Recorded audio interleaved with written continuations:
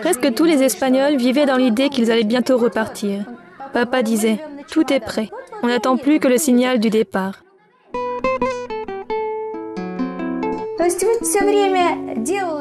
Il faut reconnaître qu'on faisait tout pour nous aider et pour nous garder unis et éviter que nous nous assimilions.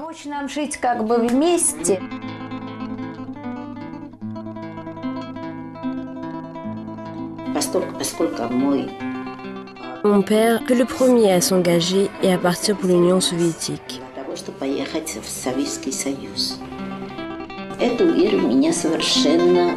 En vivant ici, on m'a complètement fait perdre la foi. Mon oncle était un communiste convaincu. Pour lui, l'Union soviétique était un phare dans l'obscurité.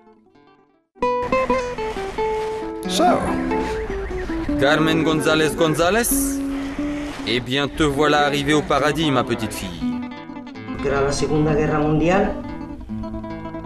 Il y avait la Deuxième Guerre mondiale. Les enfants espagnols avaient été tous évacués en Asie centrale. Plutôt que de l'angoisse, il régnait une atmosphère de fête, parce que nous avions tous mis nos habits du dimanche. Mais à peine installés dans le train, la plupart se sont mis à pleurer, et les parents aussi. Ma sœur, qui avait 3 ans de plus que moi, se mit à pleurer elle aussi. Pour nourrir leur famille, nous étions 4 enfants. Mes parents travaillaient jour et nuit.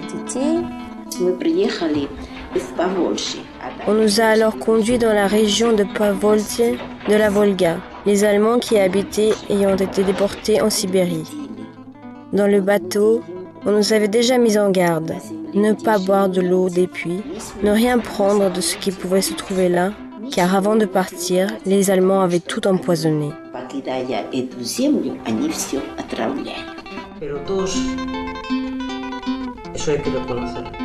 Il ne manquait ni de pain, ni de sucre, ni du strict nécessaire.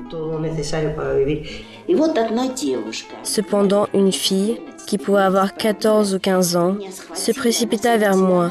Elle commença à m'étreindre et à m'embrasser encore. On la bloqua et avant d'être repoussée, elle me donna une poupée qui à ce moment-là me parut la plus belle du monde.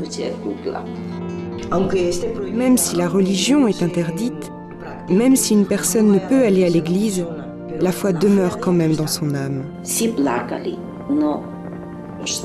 Tout le monde pleurait, mais ce qui était insupportable, c'était les chiens qui n'arrêtaient pas d'aboyer. Voilà le premier hiver que nous avons passé dans la région de la Volga. Nous nous sommes toutes levées et à moitié nues, nous nous sommes mis à sauter sur nos lits en lançant nos oreillers vers le haut. On rentre en Espagne, on va finalement rentrer en Espagne.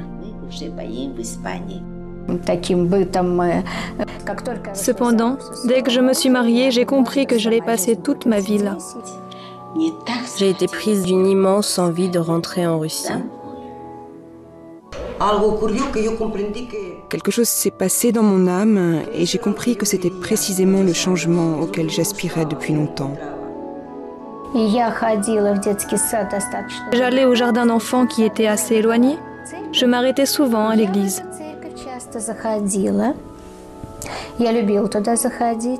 J'aimais y aller et je me souviens encore aujourd'hui des sensations que je ressentais de paix et d'harmonie.